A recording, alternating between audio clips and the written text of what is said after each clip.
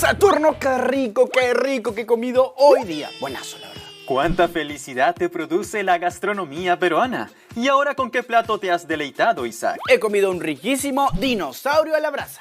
¿Dinosaurio a la brasa? Sí, un dinosaurio a la brasa.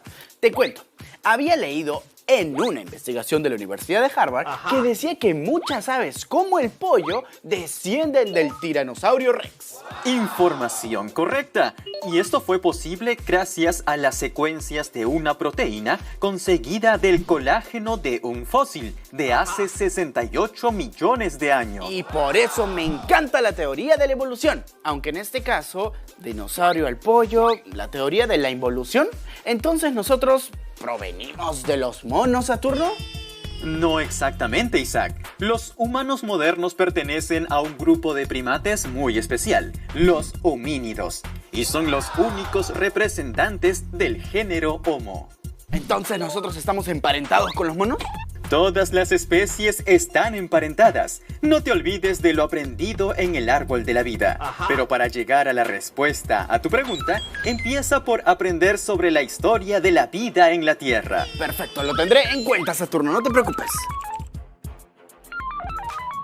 Nuestro sistema solar, como lo conocemos, se formó hace unos 4.600 millones de años. Nuestra estrella, el Sol, estaba rodeado de polvo y rocas que lo orbitaban.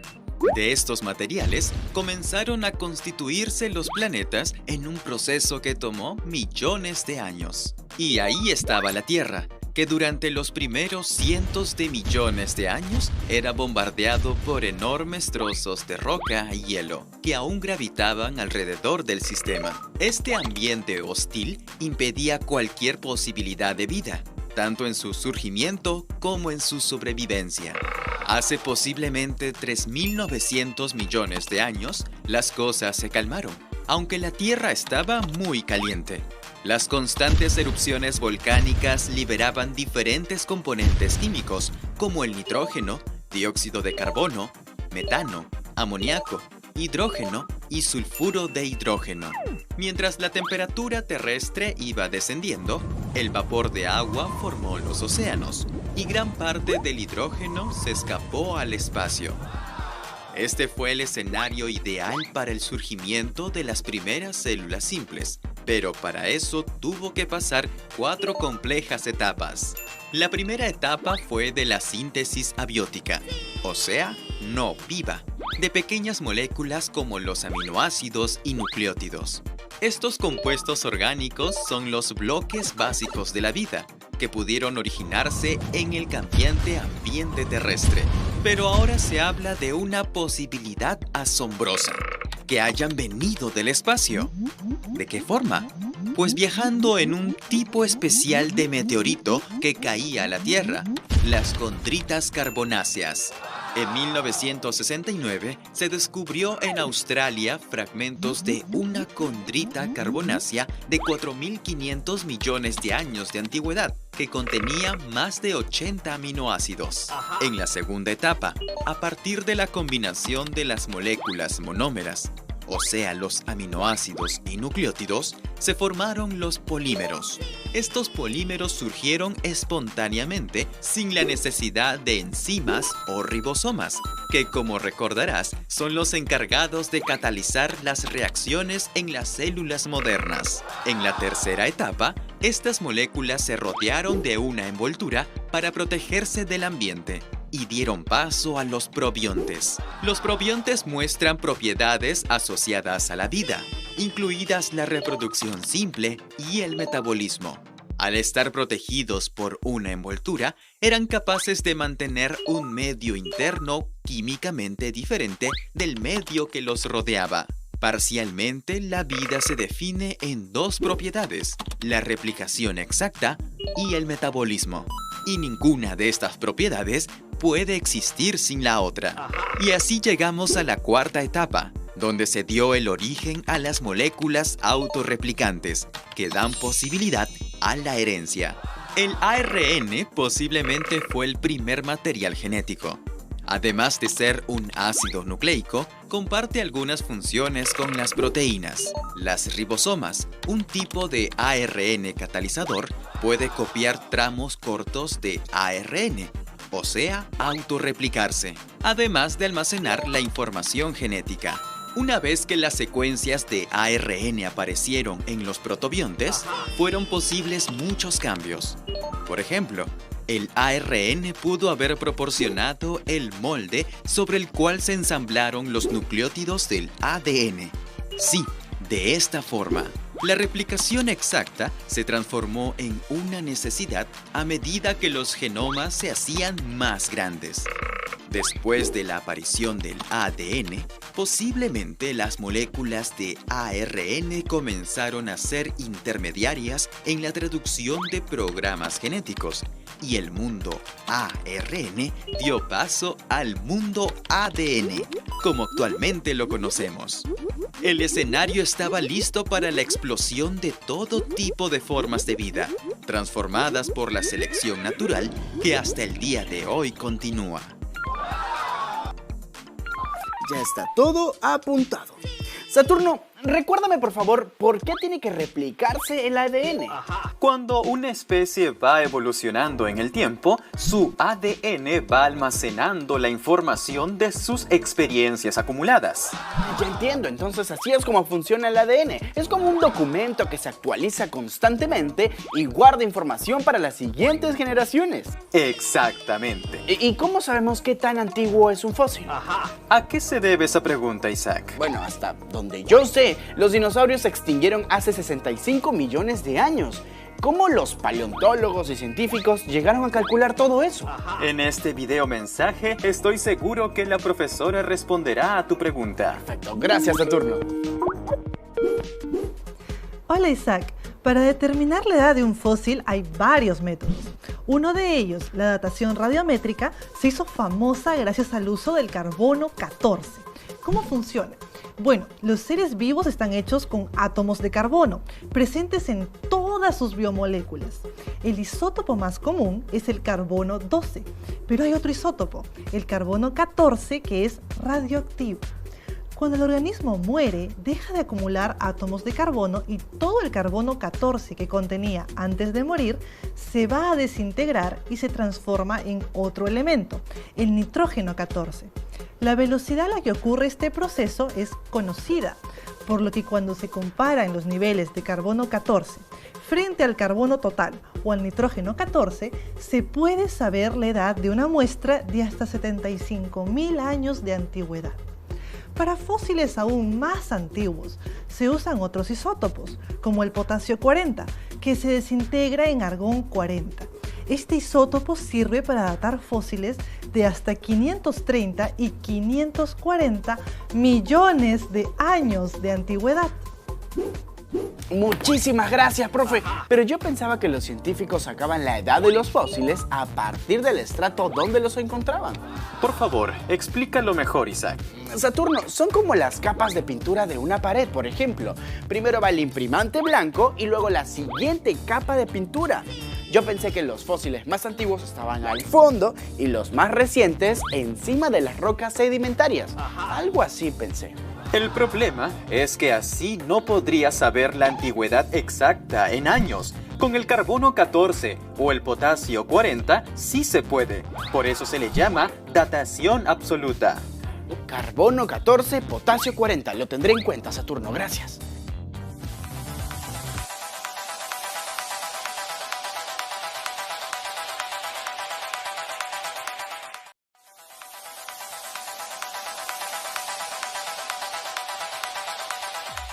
Saturno, he leído por ahí que fósil proviene del latín fossilis, que significa excavado. Entonces, fósil significa excavado.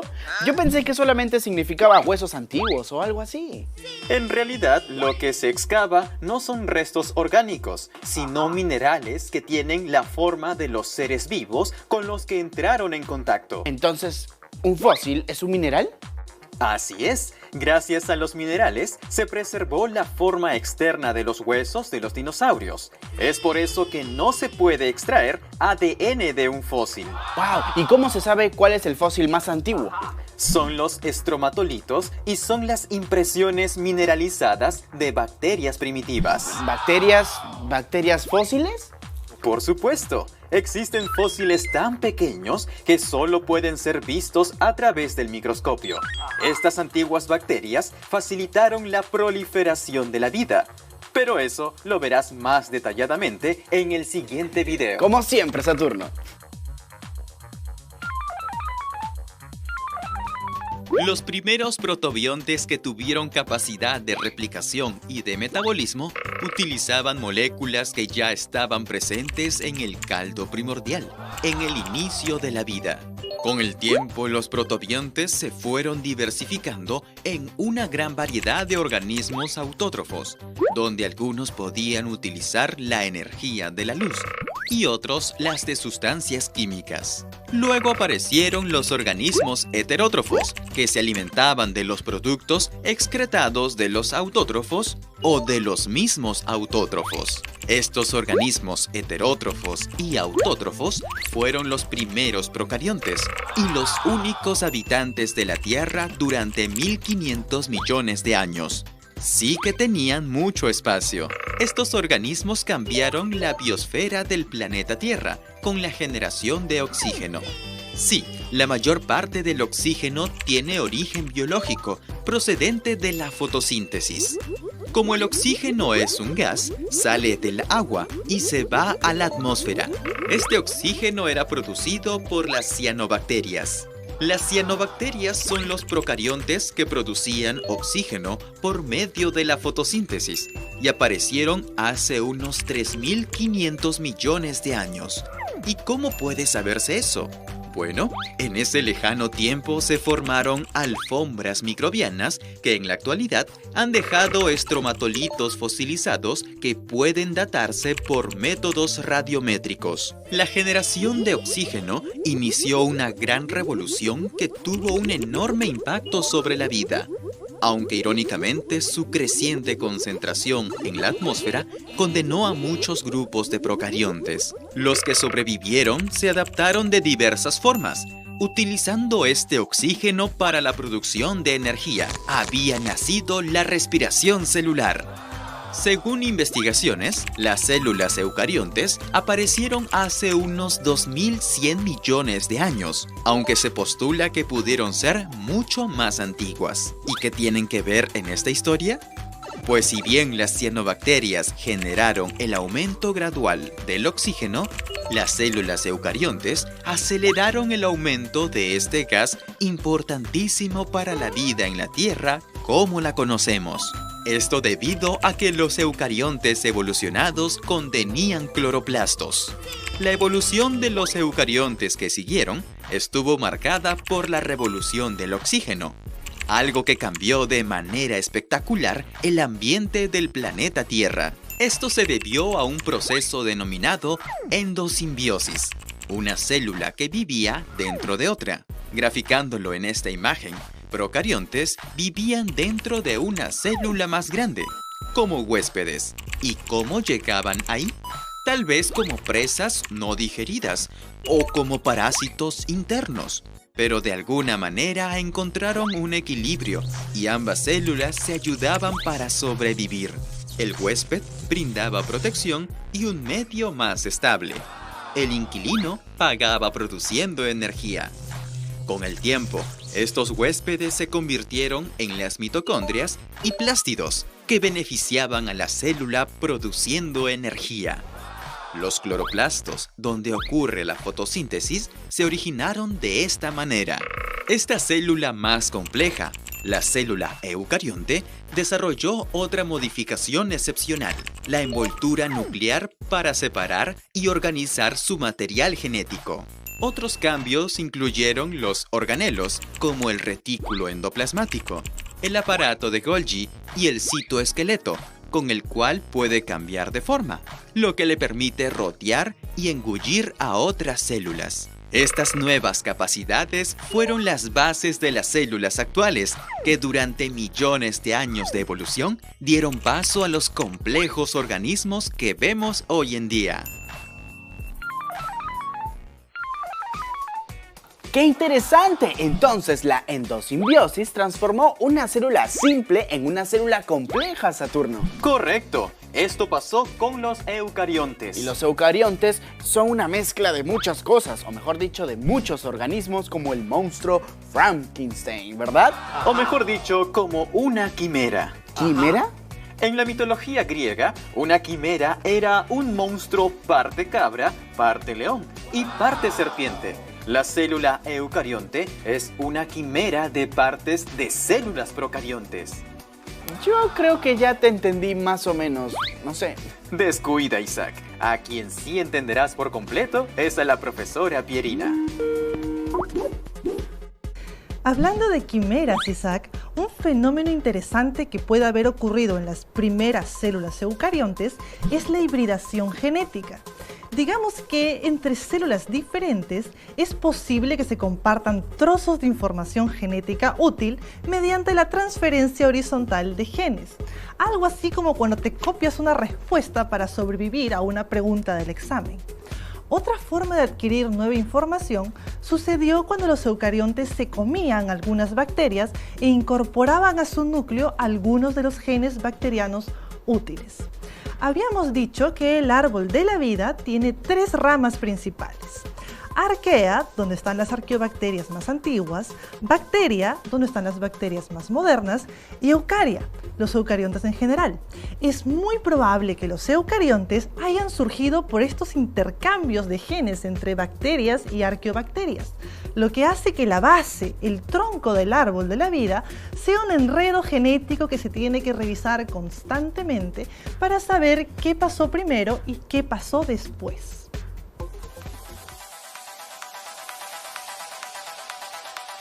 ¿Te la sabes? Eran bioquímicos, uno ruso y el otro inglés. Desarrollaron trabajos paralelos, proponiendo la hipótesis sobre la aparición de vida en la Tierra. Postularon la teoría de la síntesis abiótica.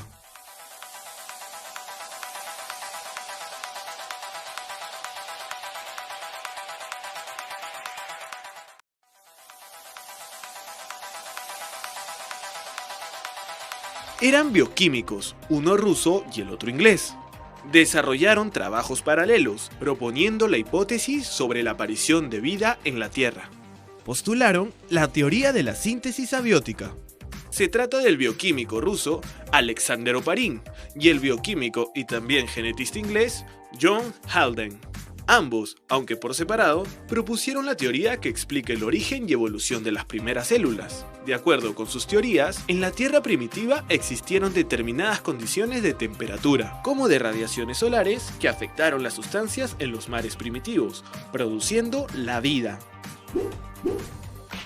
Saturno, ¿cómo es que de algo tan pequeño como son las células o los organismos unicelulares, llegamos a la complejidad de los seres vivos que somos hoy en día?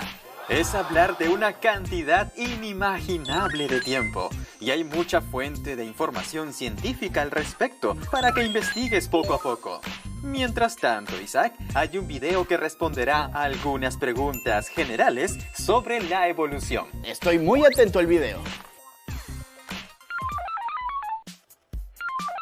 Viajemos miles de millones de años atrás en el tiempo, cuando los primeros organismos multicelulares que se replicaban de manera autónoma formaron colonias.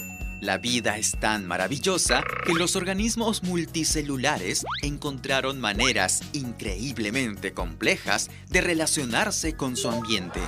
Los eucariontes se distribuyeron y mejoraron sus funciones vitales para obtener nutrientes y percibir su entorno. Esta especialización de estructuras produjo la evolución de tejidos, órganos y sistemas de órganos. Cuando varios eucariontes comenzaron a trabajar en equipo, la multicelularidad fue evolucionando y se originaron varios linajes de hongos, plantas y lo más esperado, los animales. El registro fósil data la aparición de lo que conocemos como animales en el periodo cámbrico, Pero no creas que inmediatamente aparecieron animales complejos, con patas, ojos, trompa o lo que sea. Se trataba de anémonas de mar y sus parientes y esponjas de mar, que nada tenían que ver con esta esponja. Al comienzo del período cámbrico, los primeros animales se expandieron en diversidad de formas. Esta diversidad originó animales más grandes, con partes más duras y exoesqueletos que se fosilizaron con facilidad, haciéndoles el trabajo fácil a los paleontólogos para poder investigarlos. Poco a poco, la vida fue colonizando la Tierra. Recién hace unos 500 millones de años, la vida microscópica en forma de plantas, hongos y animales salió del ambiente acuático al terrestre. Las plantas poblaron la Tierra en compañía de los hongos. Sí, ambos eran un dúo que se beneficiaban entre sí, una simbiosis. Los vertebrados terrestres se denominaron tetrápodos y entre ellos estaría el ser humano. Pero un momento, ellos aparecieron muchísimo después. Digamos que el linaje humano proviene de hace 6 o 7 millones de años, de homínidos semejantes a los simios.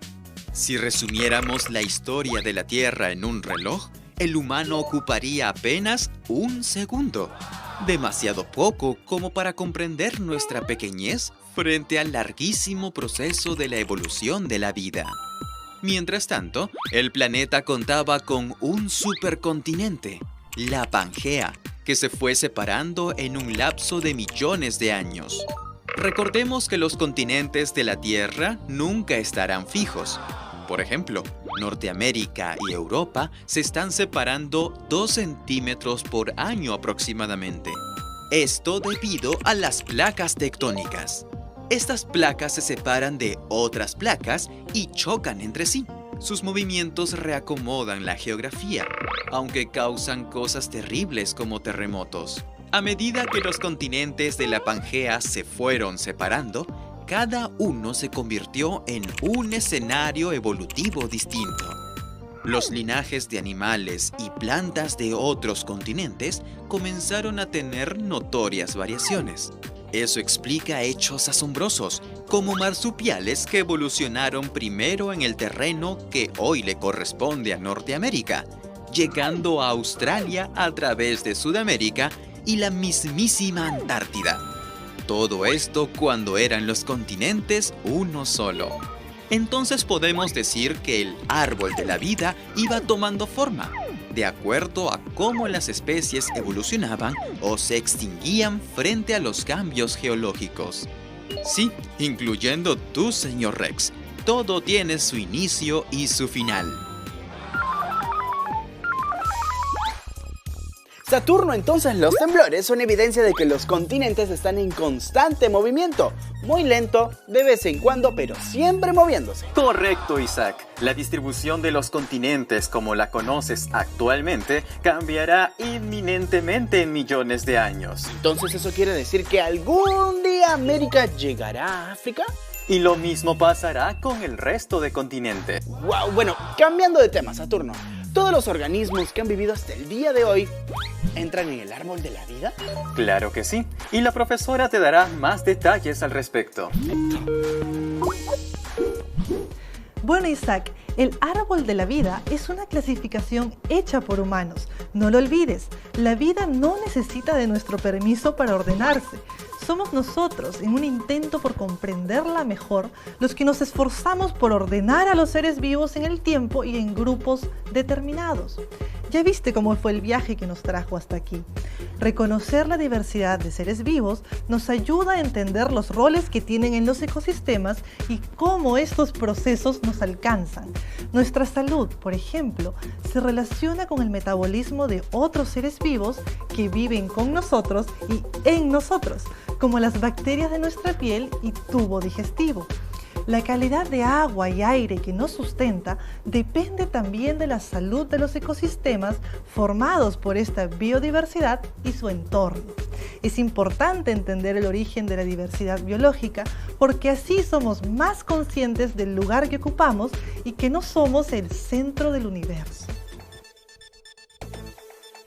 Resumiendo, mientras la Tierra se enfriaba, surgió el escenario ideal para la aparición de las primeras células simples, pero para eso tuvieron que pasar 4 complejas etapas. Los organismos heterótrofos y los autótrofos fueron los primeros procariontes y los únicos habitantes de la Tierra durante unos 1500 millones de años. Estos organismos cambiaron la biosfera del planeta Tierra con la generación de oxígeno. Los eucariontes, las células con núcleo definido, experimentaron un proceso denominado endosimbiosis. Una célula vivía dentro de otra. Con el tiempo, estos huéspedes se convirtieron en mitocondrias y plástidos que beneficiaban a la célula produciendo energía. La multicelularidad evolucionó entre los primeros eucariontes, que originó varios linajes de plantas, hongos y animales en el periodo cámbrico. Se trataba de anémonas de mar y sus parientes y esponjas de mar. El linaje humano proviene de hace 6 o 7 millones de años, de homínidos semejantes a los simios. Si resumiéramos la historia de la Tierra en un reloj, el humano ocuparía apenas un segundo. Saturno, el Homo sapiens apareció en la Tierra hace 300.000 años. Bueno, pero eso no es nada en comparación con la historia de la Tierra y menos del universo. Imagínate, si resumiéramos la historia de la Tierra en un reloj, el humano ocuparía apenas un segundo. ¿Un segundo nada más? ¡Wow! ¡Qué poquito! Bueno, Saturno, me tengo que ir porque he quedado con unos amigos en ir a estudiar para el siguiente examen de la otra semana, porque la verdad está bien difícil ese curso. Excelente iniciativa de Grupo Isaac. Sí, Saturno, me tengo que ir. Cuídate mucho. ¡Chao! Hasta la próxima.